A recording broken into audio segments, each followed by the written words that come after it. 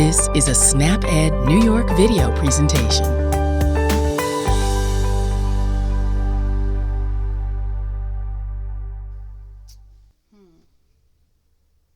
Okay, I have hamburger, hot dogs, and cheese in the no pile. And I have broccoli, cauliflower, grapes, and these little peppers in the yes pile. Oh, hi everybody, welcome. I'm Wanda Collins, your SnapEd nutritionist. And today I'm dividing food into two groups. I have the no fiber group and the fiber group. Oh, I know, you're used to seeing these 5 groups, right? We have fruit and vegetable, grain, protein, and dairy. And that's how we usually do it. But today, I'm going to take all 5 of these, and I'm going to change them into no fiber and fiber. So let's finish sorting them out. I have black beans, that's a fiber food. I have nuts, they're a fiber food. I have canned fruit, that's a fiber food. I have raisins, that's a fiber food. Oh, these little crackers, no fiber.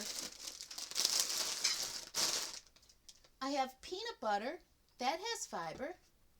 Oh, and these yummy cookies, no fiber. And these crackers, though, they have fiber. So today, let's find out all about fiber.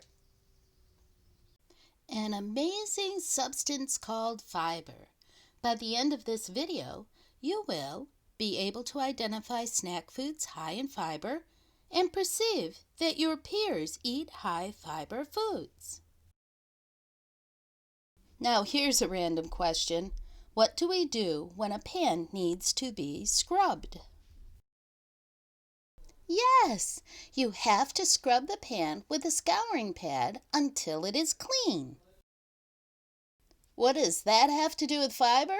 Well, fiber cleans our digestive tract, kind of like how the scouring pads clean that pan. And when we eat enough fiber, our chances of some diseases go way down. That's why fiber is so important and amazing. Since fiber is so amazing, are you asking this question? Where do we get fiber?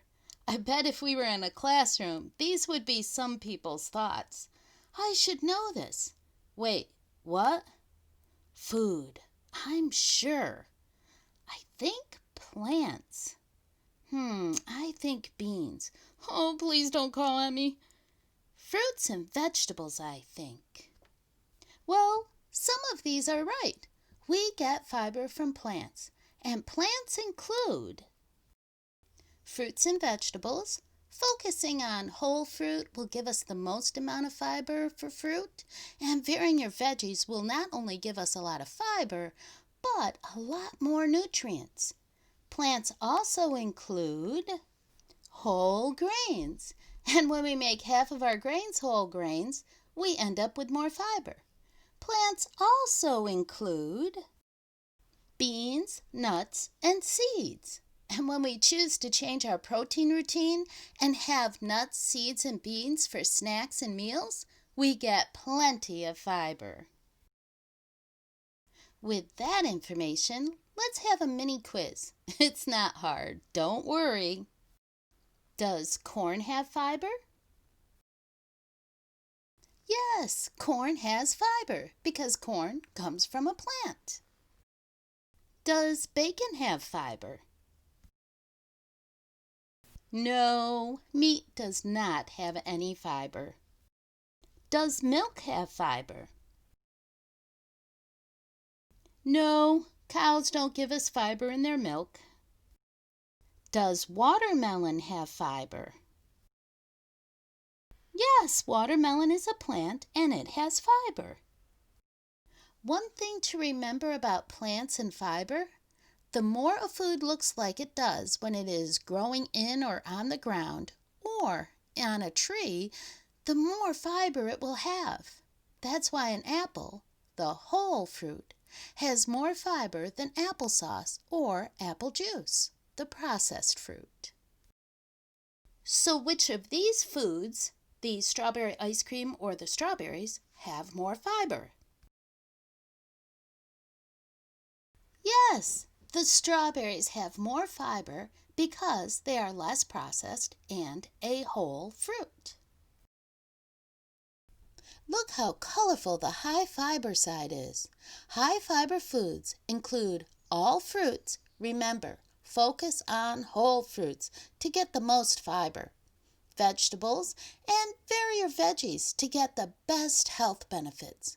Whole grains, so make half of your grains whole grains, like whole wheat bread and whole grain pasta, brown rice, and whole grain crackers. Popcorn is a great whole grain. And be sure to vary your protein routine by having beans, nuts, and seeds instead of the usual meats. And let's not forget those beans. They are very high fiber. Low fiber foods are more processed. White rice and anything made with white flour will have less fiber.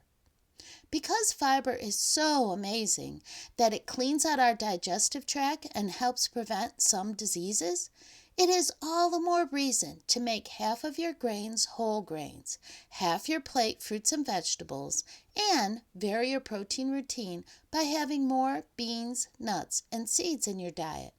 And if we can't get those in a meal, we should make sure they are our snacks.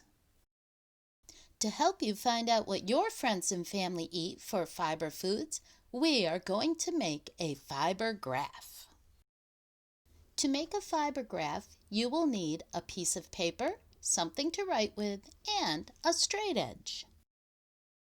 A straight edge can be a book spine, the edge of a folder, or a ruler. We will use them to make the lines on the graph.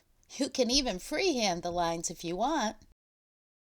Pause the video and collect the items you need, and then come back and we'll get started. If you would like to use a ruler to make your graph, you can use these measurements on a standard sheet of paper. All the columns, there are 10 of them, will be 1 1/16 inches wide. The first row is 1 inch wide because it has the names of the foods. The rest of the rows are 3/4 of an inch wide, and there should be 10 of those. Pause the video if you'd like to write down those numbers and get started on your graph. Step 1 is marking out 10 columns on the long side of the paper. The first thing to do is find the middle point on the long edge of the paper. Yes, you're guesstimating, but it's good enough. Put a line where that point is.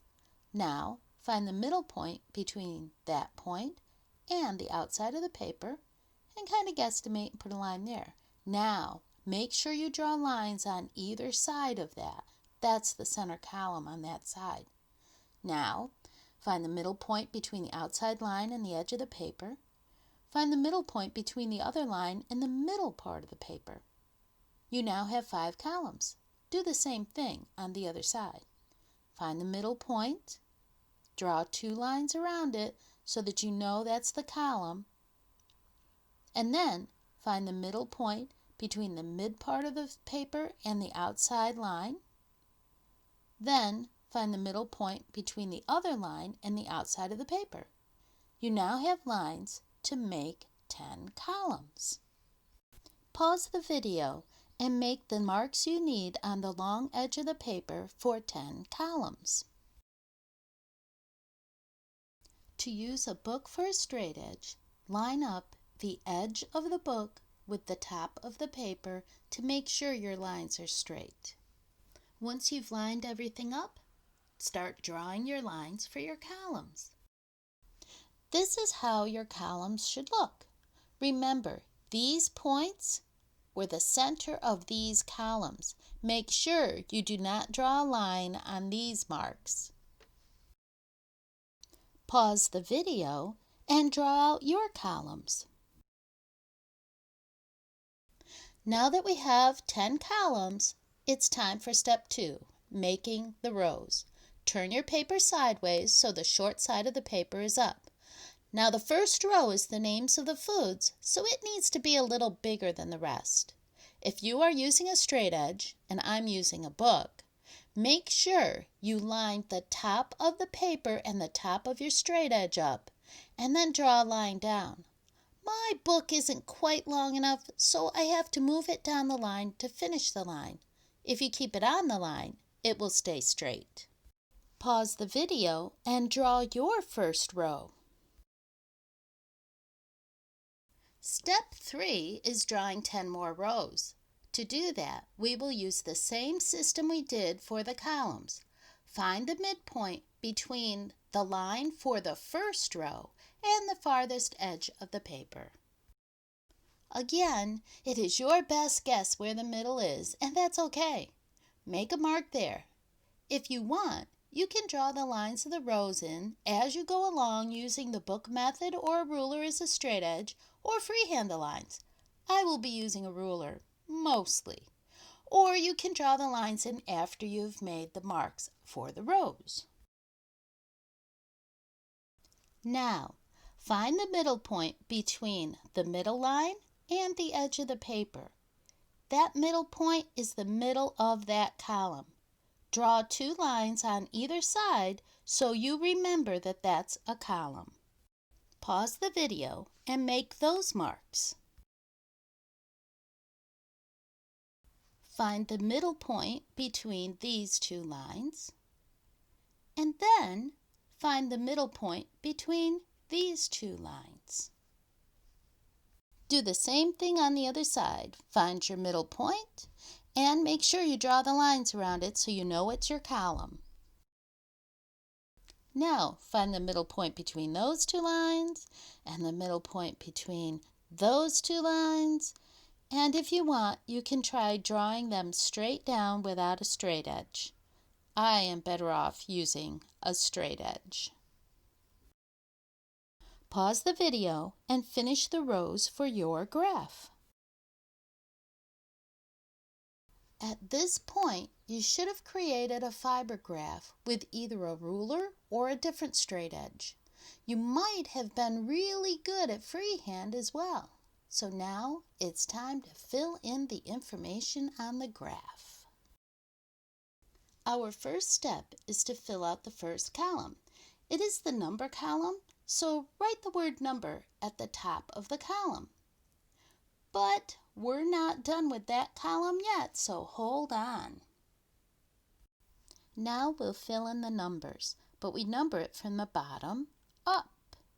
So start with the number 1 at the bottom, 2, 3, 4, 5, 6, 7, 8, 9, and 10. Pause the video and number your graph from the bottom up. The rest of these columns will be go and slow high fiber foods.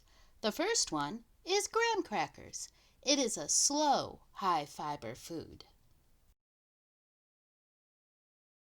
Pause the video and write graham crackers at the top of the column. Air popped popcorn is the next, and it is a go high fiber food. Pause the video and label the column Air Popped Popcorn. A slow food tasty treat is a whole wheat fig bar. The whole wheat helps make it a slow food. Pause the video and label that column Whole Wheat Fig Bars. We can't leave the vegetables out. Carrot sticks are an awesome go food. Pause the video and label that column Carrot Sticks. Pretzels are a slow food, but they make an okay snack, so label this column Pretzels. Pause the video and label the column Pretzels. Fruit is making an entrance. Another go food with lots of fiber, unsweetened raisins. Pause the video and label your column Unsweetened Raisins. Let's hear it for another Go Food with high fiber, the humble whole wheat cracker. Pause the video and label this column whole wheat crackers. Seeds are in the queue. It's unsalted sunflower seeds, a great Go high fiber snack. Pause the video and label this column unsalted sunflower seeds. In our final column, we have an awesome Go food, and it's apple slices. Pause the video and label your final column apple slices. The graph is finished. This is how we use it. Ask your friends and family to pick their 2 favorite foods on the list. Make an X in the boxes starting at the bottom. Then you will be able to tell which foods are the favorite foods. This is how my graph turned out. I asked 18 people to pick their 2 favorite foods. So I have 36 X's, and it looks like the top 3 fiber snack foods are carrots in 3rd place, raisins in 2nd place, and apple slices took 1st place. Look at that! You already eat a lot of high fiber foods. All you have to do is eat them more often, because having these high fiber foods for snacks is a great way to increase the fiber in your diet. Remember, more fiber in your diet now can help prevent some diseases as you get older, and it helps keep your insides clean. So today we learned that fiber cleans our bodies where our food goes. That's where our digestive tract is, and it helps prevent disease. So the next time you want to grab a snack, ask yourself, do I get enough fiber? To make sure the answer is yes, follow these 4 simple changes. Focus on whole fruit, vary your veggies, make half your grains whole grains, and vary your protein routine. That means make sure you have plenty of beans, nuts, and seeds in your diet. Those small changes can make a big difference. Thank you for joining us today. We know the healthy choice isn't always the easiest choice, but small changes can make a big difference. Start today by getting involved with SNAP Ed New York. This program is free for those who qualify or receive SNAP benefits. We want to help you save time, save money, and eat healthy. Learn how SNAP Ed can make a difference in your life. For more information and to find your local program, visit snapedny.org. This material is funded by USDA's Supplemental Nutrition Assistance Program. SNAP. This institution is an equal opportunity provider.